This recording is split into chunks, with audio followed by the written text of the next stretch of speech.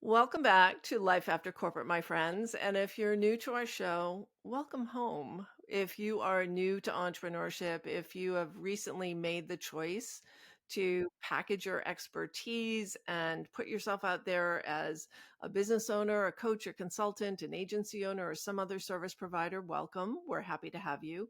And this is one hell of a season that you've decided to launch a business in. And so today I have a very, very special friend, my business coach, who is going to join us today. Her name is Kim Woods. Her website is kimwoods.com. Kim is an economist, a business strategist. She is the strategic oracle to visionaries who have outgrown their own success. And she holds this signature codex. We're going to ask her what that means, a sealed diagnostic that reveals reversal embedded in your platform's architecture, which sounds like a mouthful, and we're going to decode it for you. So she doesn't coach, she doesn't fix, she restores the rhythm that lets power land and stay. And what I know about Kim is she is all about power, impact, and women getting wealth. So welcome to Life After Corporate, Kim Woods.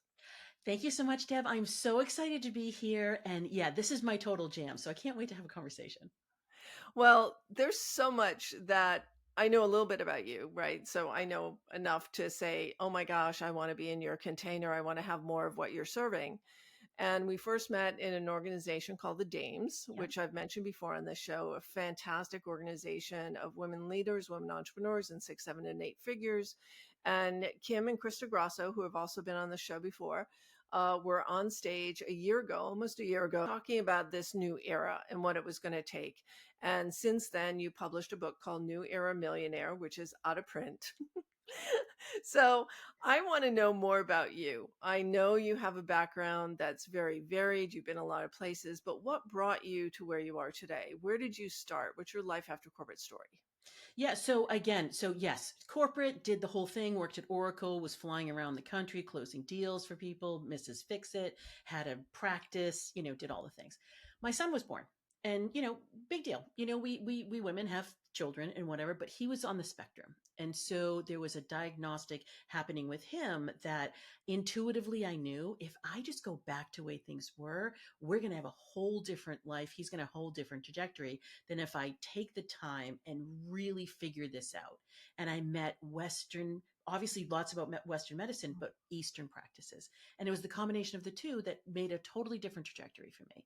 And once the East and intuition and spirituality and all the magical gifts got a hold of me, there was no letting go.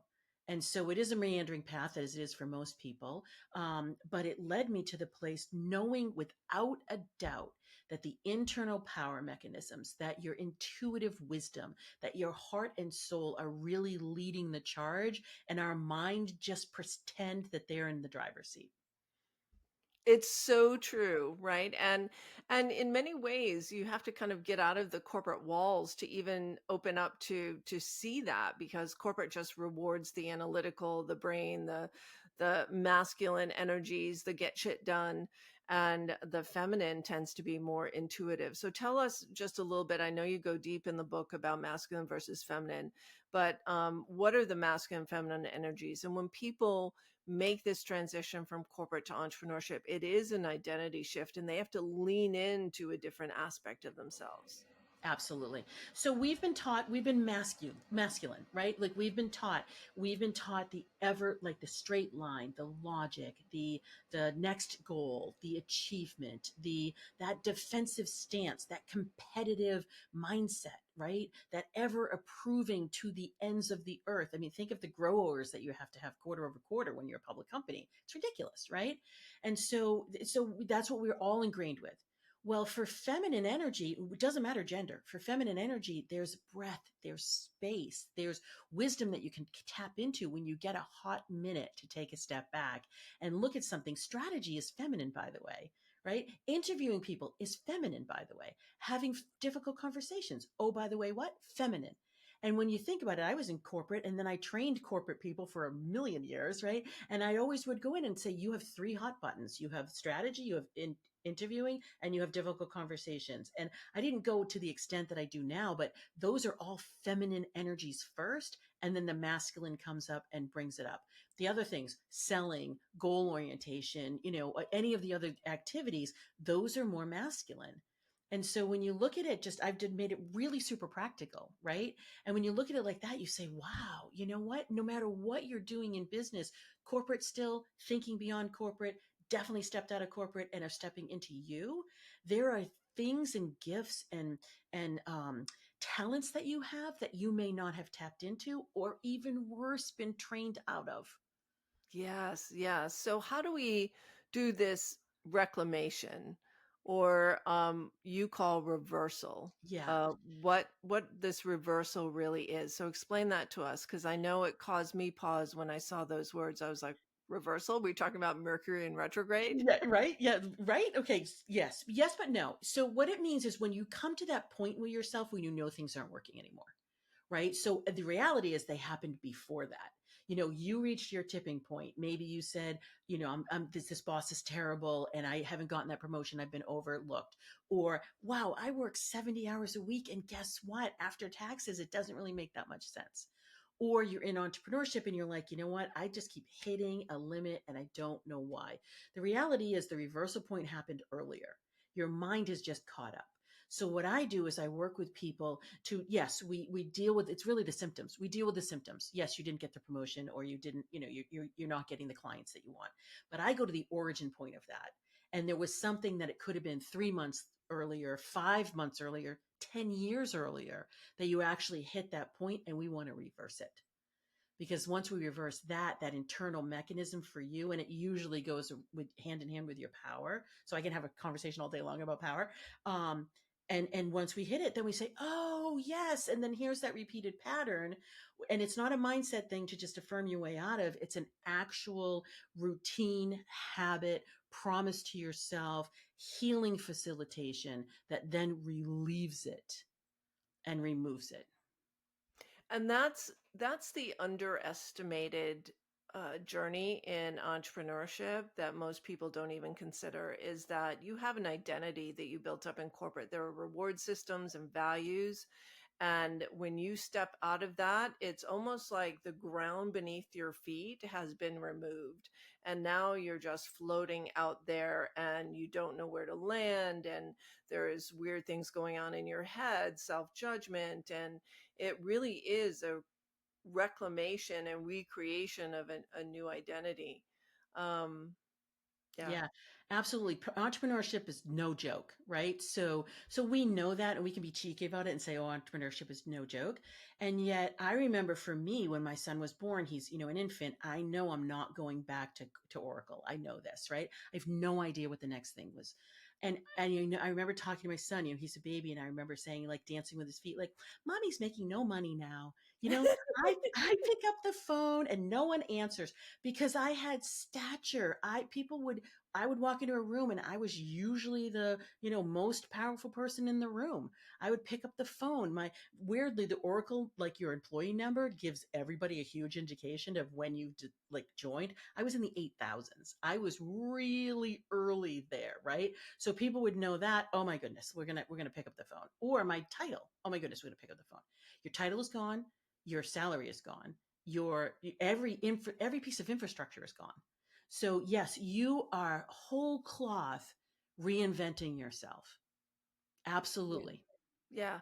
And also that's where the intuition has to come in, right? So let's Mhm. talk about um the difference between intuition and insight, and you say intuition versus infrastructure, Yeah. right? So while we rely on the goals coming down from the holy gods at the top, and where we have our remit, we know how we're being measured, and we're marshaling our teams and our forces to go and attack that hill. Once you leave corporate, it's you and you. And, no matter how good your strategy is, um, without intuitive relying on your intuition, like how do you do that? How do you make that shift from, mindset to that internal like gut reaction, that gut knowing, or that listening to your internal voice? Absolutely. You're in an echo chamber of one, right? And so when you're really goal oriented, you can rely on your experience first, right? Like let's just do a really easy scaffolding from I my mind is running amok to I want to tap into my intuition. Yes, there is that process of slowing down your mind, but I'll be honest with you, you have high performing people listening to this podcast, right? And Yeah. they're going to just, commit Harry Carry if I say, go like do a lotus position and meditate for 25 minutes every day. So I'm not going to do that. I'm going to respect them more than that. You do, however, want to give your body the ability to catch up with your mind, right? So some people will say go out to walk in nature, do yoga or whatever, but really the breath does that. So when you are in this echo chamber of one and you start your day and you're saying, okay, I'm gonna hit it this day, I'm gonna get a client this day, or whatever it is, right? And you have it either set up or you don't set up, you want to get yourself ready for that. And one of the ways to do that is to take a breath or three. And once you do that, now your body and your mind and your heart, everything's aligning. Then you can observe. I'm giving very active, things here for your mind. You can observe, okay, as I'm thinking about getting that client or, pitching this or doing this PR performance or doing a podcast interview or whatever's coming up for you in that day, I'm giving it to you on the daily because it daily matters, they add up. Then you can say, okay, what do I observe about myself when I go to a podcast interview and I'm prepared versus not prepared? What do I observe about myself when I take the time to listen without thinking about what my next answer is going to be? What do I observe about the host and what kind of hosts I really adore, right? When you give yourself, now you're giving yourself, your brain and your mind more space to be receiving. That's the first step in intuition. Then Yeah. now when you're receiving, now you can say, okay, based on my experiences, and my observations. What do I then perceive? That's a little bit of a projection. As you look beyond that day and that one interview, you can say, now I can perceive that this type of conversation for half an hour is really good for me. The 3 minute one isn't, or vice versa. Or reels are really good, or they're not, right? Like you can start stringing some things together. Now, I haven't forgotten we're talking about intuition, right? I'm now still going on experience. But as you get more confidence about your own experiences, and how you actually either align or misalign with them. That is giving you so much information because, Deborah, we've been gaslit. We are gaslit by our own minds. We are by our corporation, by the things we've learned, by the suits we've had to wear, like literally and figuratively.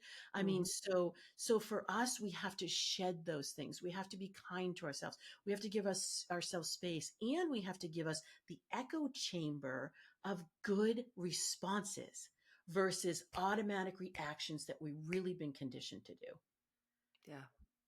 Yeah, and there's judgment and resistance and all these things that maybe you've never noticed before. And I love my mother-in-law, may her soul rest in peace. She always said, wherever you go, there you are. Yes. And it's so true. So whatever conditioning that you had in childhood, and certainly we know that corporate instills other conditioning or reinforces that same conditioning. I mean, for those of us who have worthiness wounds, trying to be good enough and achieve enough, they love us in corporate because we're always trying to do more, do better. But those types of things also have a dark side, which is judgment and self judgment. So I love what you said about breathing in the spaciousness and noticing and just saying, isn't this interesting? Just being curious. Yeah, different point of view. That's an Mhm. interesting point of view. Now if you want to extend it, you can start journaling, you can start pulling oracle cards, you can start like leave a book and let it fall open and see what comes in for you. Take a walk out in nature and let the sun shine on your face and say, take a deep breath and say, I'm amazing. Right? Think about it. I've had the bravery to start my own thing. I mean, first of all, you're a little crazy. Welcome to Shut the the crazy. door. Just welcome to the crazy. You're in good company, right? That's first thing. And then the second thing is you're continuing, right? Regardless of the judgment of any self-recrimination, of any reconditioning, of any validation you're no longer getting. That's the other thing. Entrepreneurship is an isolating circumstance. People don't really talk about that, and because of that, there is a breath where you're like, oh, thank goodness I don't have 37 voicemails or texts or whatever it is now, right? But you don't have 37 voicemails or texts or Mhm. whatnot. all of a sudden the silence is, you know, amplified to the nth degree. And we tend to fill in silence. And what I'm saying is don't fill in the silence. See what comes to you, because it will be much more magical than when you try to fill it in. So let's talk about intuition as infrastructure. What do Yes. you mean by that? What I mean by that is it being a tool that you use on the regular in your business. Now, what I just gave, the reason why I gave a daily, example of it was because most of us will think, and this is what happens. I went to a retreat and I was in a guided meditation. People don't say guided meditation; it's fine. And I got the download that I am going to heal the world and I'm going to open up a retreat center. Yes, that's the one I hear about most often, right? So I can go into people's energy and say whether that's yes or no, right? That's a magical gift I have. But for you not knowing, what you want to then do is say, okay, that was a point in time and you were led by someone else. Your expectation, you're being set up to fail, because your expectation of that happening for you is probably not going to be the same when you're on your own and you're thinking about the food list you have to make and the emails you have to answer, and you're saying, I want another epiphany, right? So we don't chase the epiphanies. That's not infrastructure based, right? Like, so every once in a while we'll get a beautiful piece of information, but most times we're going to be doing things in the baby steps. So when you're using intuition as a tool, first of all, you're going to rely on your instinct, right? And we can even go through how to do that, if you Mhm. want to. Then we're going to start building the muscle of the intuition, and we're going to do it with small things that are not of a massive impact, where you're not going to be expending $50,000 and taking 6 months, right? With that, you're going to be saying, okay, little tiny steps, and I'm going to do this, and I'm going to get the feedback. You're going to experiment. You're going to play. I'm going to get the feedback. Was that right? Was that wrong? What I thought about this person, and in this group or in a program with me, is it true? Was my intuition right? Yes or no, without judgment. And as you string those things together, you can then start using intuition, yes, for strategy over time, but for decision making. You can use it for when like in conversation, when to say something, when not to say something. You can use it energetically to say, I'm going to use my energy before I go into this space. Like, I raise the rooms that I go into because I put my energy out there first and then I walk into the room. So I've already gotten there. So now I'm just having a handshake with people and they're like, I remember you. Like, yeah, I know. Because I've been here. I've been here for 20 minutes. Right. I mean, I use it constantly. I use it to channel. I use it to, all my work is based on that. That for me is an infrastructure, both with building my own business, but also serving my clients. You don't have to do both, but you certainly want it as a tool. You want it to be one of your best advisors. Yeah. So how do you do it? How do you build it? How do When you don't have a blueprint to follow, right? And almost the purpose of intuition is not having a blueprint to follow. I know. So how do you do it? Yeah. So first thing, you have to say yes to it. So when I said we were being gaslit, right? We have we have conditioned ourselves not to use it.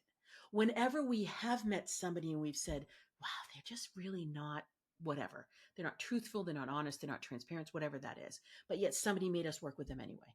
Right. Or you get into an elevator and you're like, yeah, you know what? I don't really want to be on this right now. But you just talk yourself into it. I mean, these are very relatively mundane things, but we've been saying no to our intuition for decades. So the first thing is to say yes to it, and say yes and say, I wonder. That's a great thing. Not I know, but I wonder. I wonder what it would be like to do a podcast interview with Deb, right? I wonder Mhm. that. I can go in, if it's my millionth podcast, I'm probably not going to ask any more questions. But if it isn't, and it's something new, we're talking about new things. I wonder. And you can set yourself up. I wonder what it's going to be like. And then really give yourself time to suppose about that. Is it going to be conversational? Is she going to be hardcore? Does she have regular questions? Right. And as your instinct has gone in with that and you're wondering about that, then see if it comes back and it's true. And then if it is, you're like, wow, I actually have a little bit of intuition here. That's really interesting. And then if it's not, you can say, okay, maybe people and circumstance isn't my thing. Because we all have different flavors of intuition.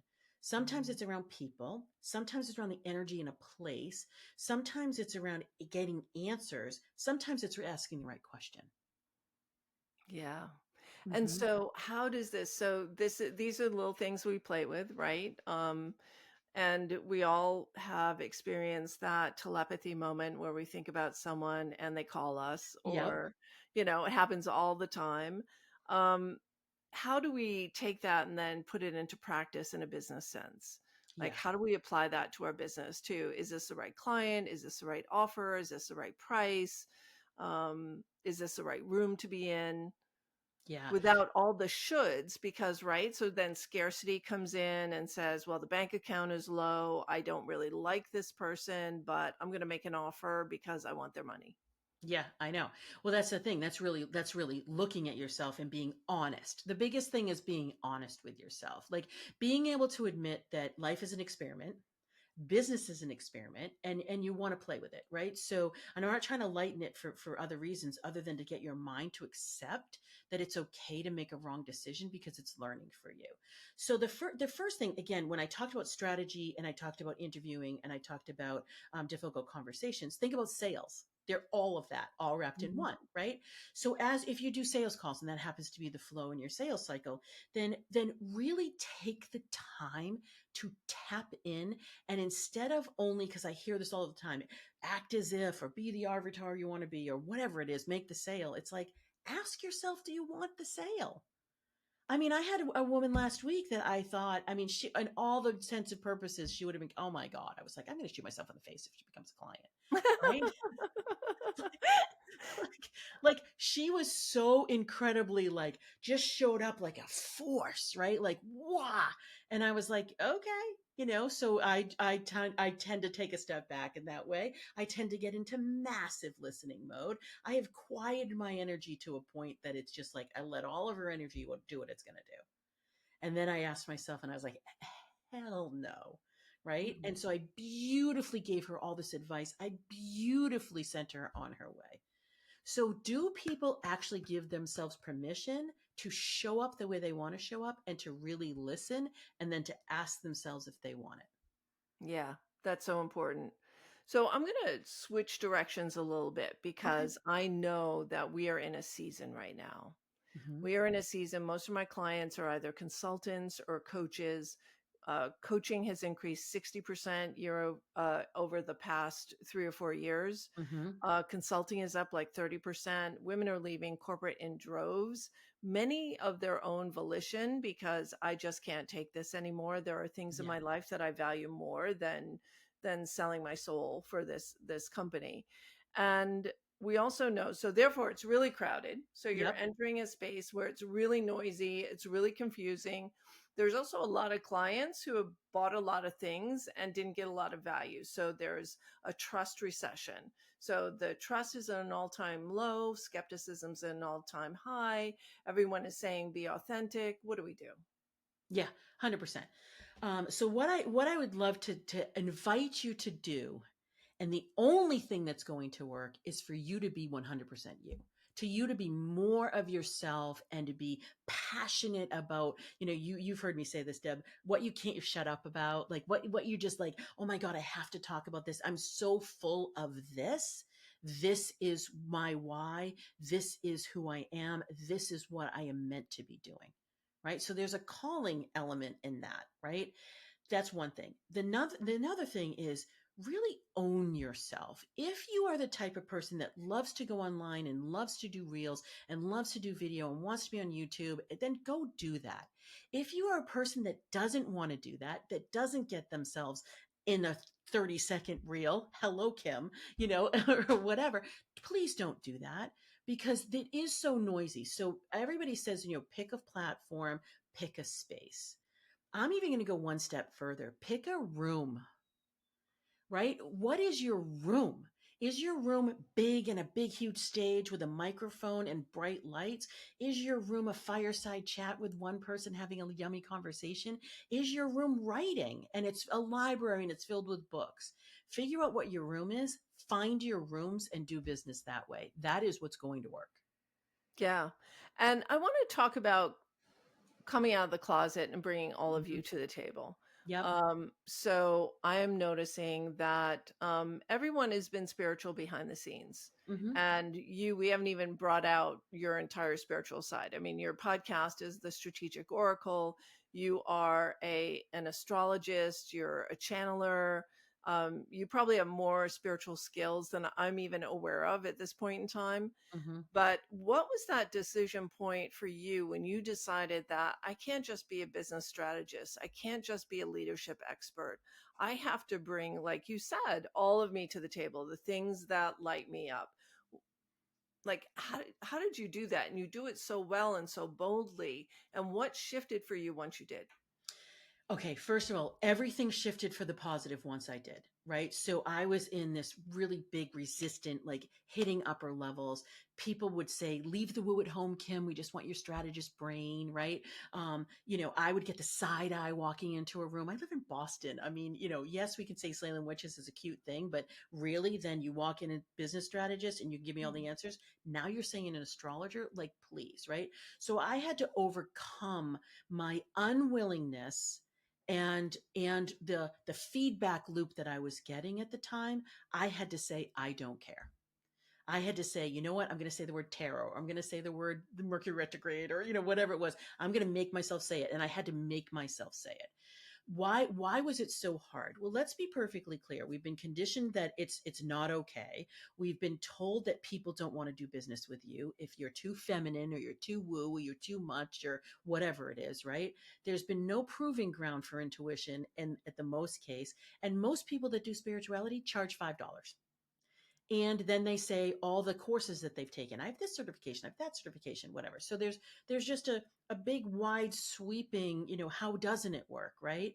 So for me, because I'm an astrologer, I didn't know pandemic, but I knew we were going to have a drop off the cliff in March of 2020. And I was watching it come for a decade, and it was as catastrophic as I thought it was going to be.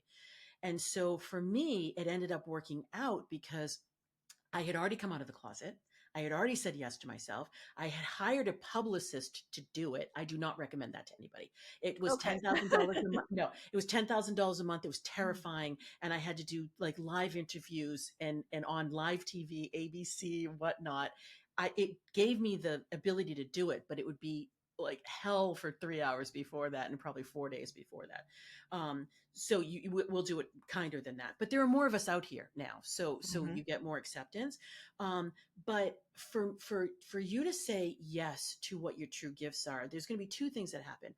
Number one, your soul is not going to stop talking to you, and it could be someone you meet, a conversation you have, a book that falls off the shelf, like just that kind of hit you get in the shower where you're like, oh yeah, I really have to start talking about the fact I love crystals, or the fact that I can read energy, or the fact of, whatever that is. I really need to start talking about it. So that's going to get louder.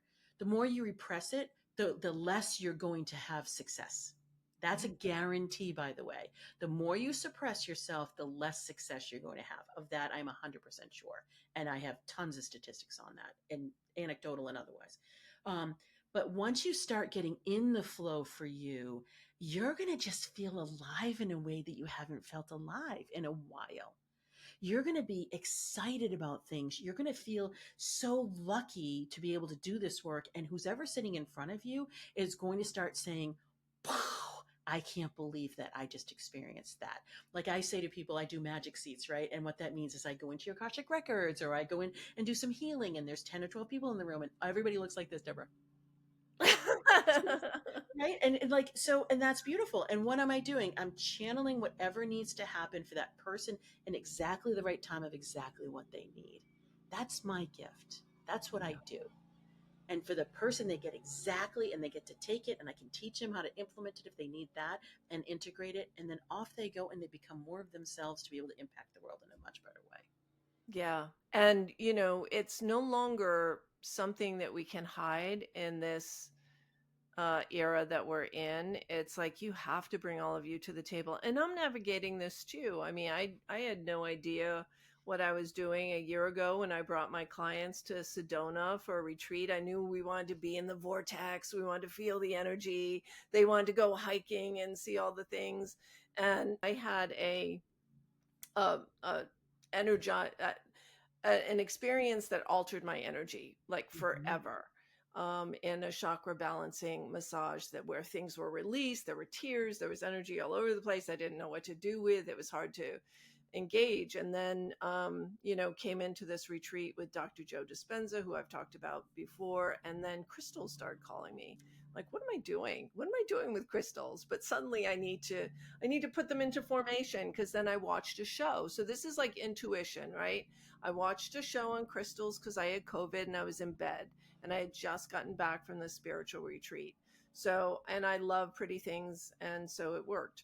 And then I watched a show called Ancient Civilizations. And then there was sacred geometry. And I was like, oh, crystals and sacred geometry and the shapes, they work together and they produce these energy fields. And I started building them for myself. And then other people said, oh, wow, that's so cool. Will you make one for me? And I said, sure. What's your, intention? So this is how it goes. This is how it rolls.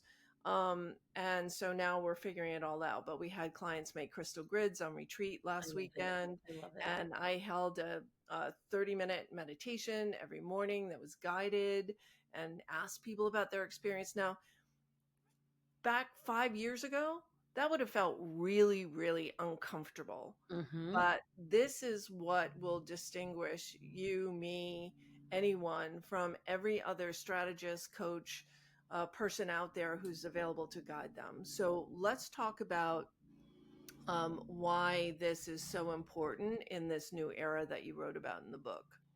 Yeah, so we've all been feeling it, right? Like you can talk about there are things that are happening like AI and the Great Reshuffle 2.0 and those types of things. But when we look under the cover, let's go to the reversal, right? When we look under the covers of that, it didn't start just in 2020. It started way before that, but in 2020 is that reversal point. There was a star configuration that happened that was known as the 800-year star, and honestly that was the heralding of this new era, of this new time. And just think about the people that you now can talk to that are talking about human design, that are talking about astrology on the upswing, right? That talk about intuition now, that talk about crystals, or they talk about the moon, and they talk about the sun, or there's probably 100 other things. Red light therapy, your chakra system, like you can talk about it on a variety of stages. We are in a place, in a point in time where that feminine, kind of, and I'm going to use the word faith, not in the religious content, but like in the unknown, unseen, unproven type way. It's the art of science. You can look at science and say quantum physics and the quantum leap and nanotechnology. The theory of relativity is finally, people finally wrapping their brains around that, right? All of these things have come into a convergence where the trajectory of humankind is moving towards this for at the least amount 20 years and probably for 400 years. And so it's becoming more accepted. And so if you are denying your own gifts that you can use, oh, by the way, that are free, that are powerful, that are unique and differentiating and brilliant, I don't think that that's going to be beneficial to you to ignore all those and to repress those and then to go follow somebody else's method. Yes, the death to following someone else's method.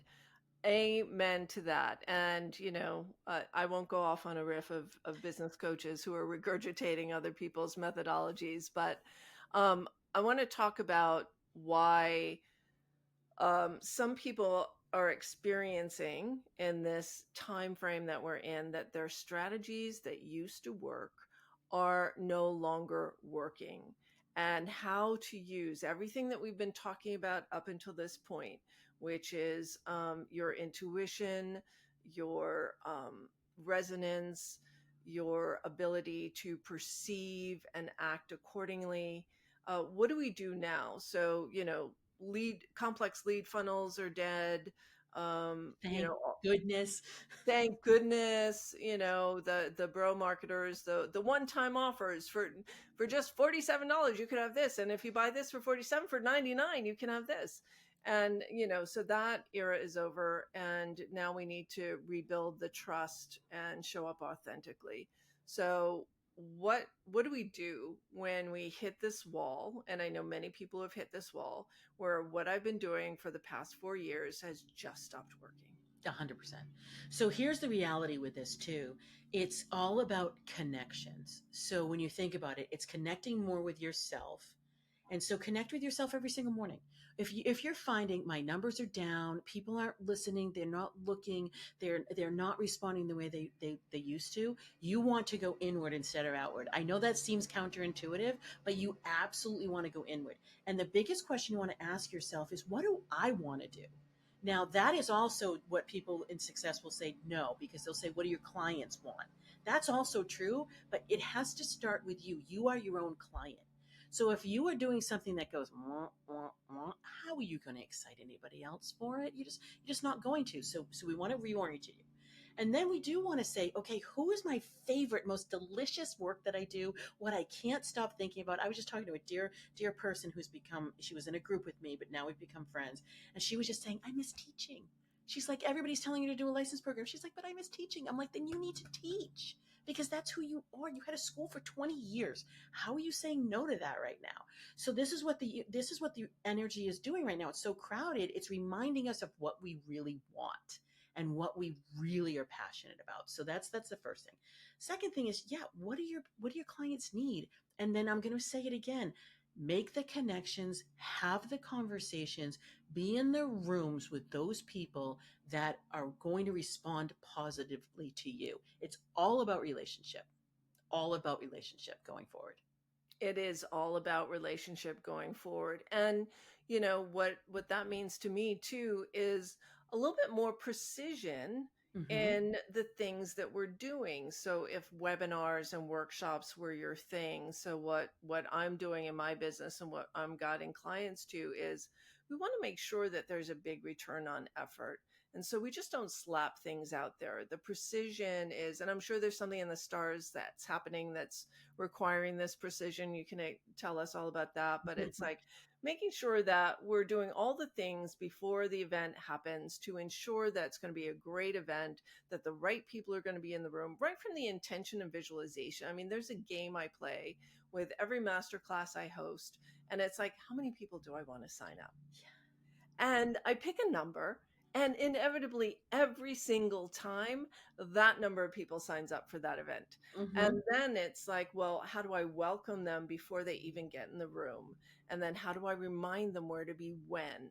Like all these little details. And I was talking to a client yesterday, just quick story. She said, I did this talk for 60 people and no one signed up. And I said, well, did you connect with everybody one on one personally that signed up for that event? Oh no. So it's like the follow up too. Mm-hmm. Everything needs to be precise and it's all about the relationship, not link slapping, not spamming, not getting people into your funnel, but creating real relationships. Exactly, 100%. And so I always say it's a longer lead in and a longer tail. So Okay. these 6 figure, 7 figure launches, they can still happen, but they don't happen on the regular anymore. Too Right. many people have bought things that they didn't use or bought things that weren't theirs. And you're right. You said trust, recession, and that's exactly right. How are people going to trust you when you show up? Right? So in my group today, we're doing all about a visibility playbook, right? And one of the things is you show up for yourself, but you show up as yourself. I've disclosed I'm a great opener, I'm a great closer. I am not a great nurturer. I have 3 people on my team now that are doing that, helping me, and we're building the process, and they're being themselves.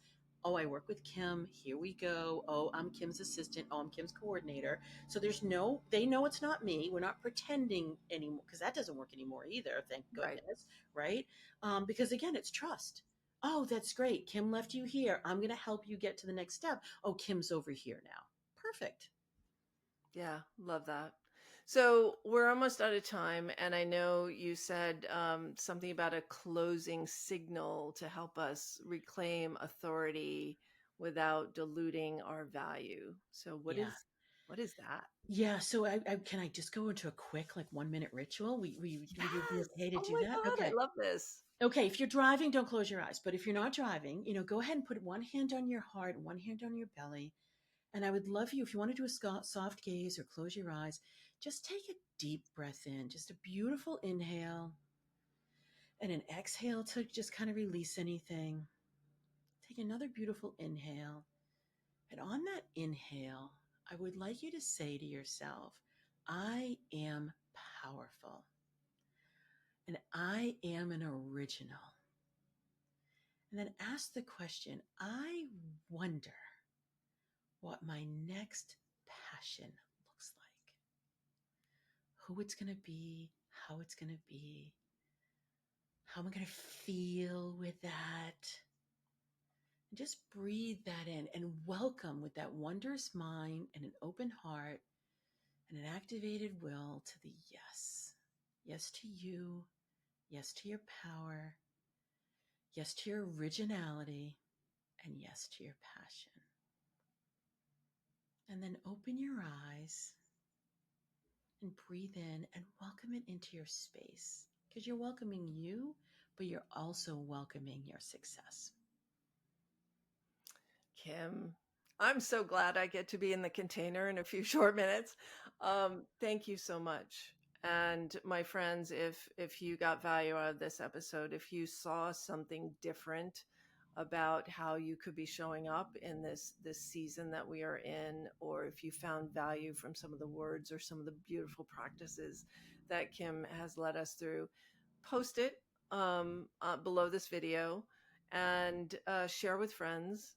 Kim also has a podcast. It's called The Strategic Oracle. I never miss an episode. And I can't say that about many podcasts, but sometimes I listen twice. I might listen in the shower and then I might listen again and take notes. They're short, they're packed with information and inspiration. So catch your show. Kim, is there any other route that people can get to you? Yeah, definitely. If you want to see what I'm about, go to meetkimwoods.com. If you want to, hook up with me on LinkedIn, please reach out. I've got a beautiful newsletter there. We're always posting. We're always reaching out to people. And that's probably the way to get me online, because I'm not so much an Insta girl. Big surprise, right? So do what you love, right? And do it well.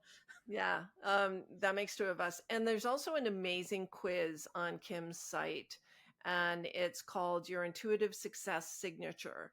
And I want everyone to take it, because once you know what your internal operating system is and you start tuning in to those podcast episodes, you get so much more additional insight. And hands down, entrepreneurship is a spiritual journey, and it is a journey of becoming who you truly are.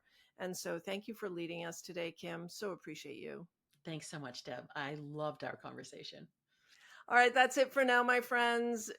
Entrepreneurship is a spiritual journey. You are becoming your true self. And the more you step into and embrace who you truly are and let that out, no matter how uncomfortable it is, the more you're going to resonate and attract the people who are meant to work with you. That's it for now. We'll see you next time. Have a good one.